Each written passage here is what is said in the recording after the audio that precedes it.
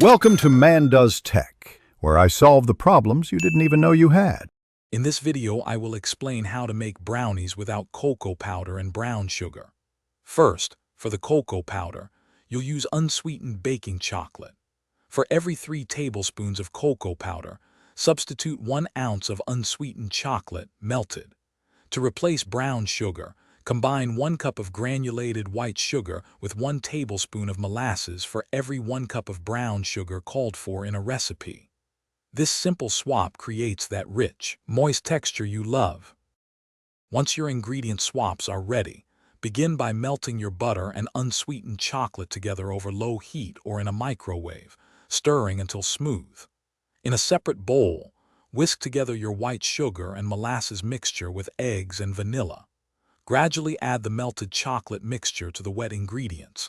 Then, gently fold in your dry ingredients, being careful not to overmix. Pour into a prepared pan and bake at 350 degrees Fahrenheit. The key to perfect brownies is not overmixing the batter. This can lead to a tough, cake-like texture instead of fudgy. Bake your brownies until a toothpick inserted into the center comes out with moist crumbs, not wet batter.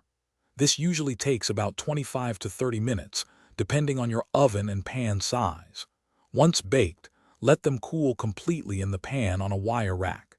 This step is crucial for achieving those clean, fudgy squares. Now that you've mastered the basics, feel free to customize your brownies.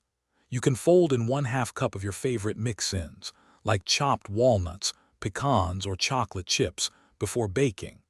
A dash of peppermint or almond extract can also add a delightful flavor twist.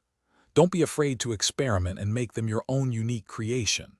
And for more great deals, including the Shark AI Ultra Robot Vacuum, check the link in the description below, along with other fantastic offers.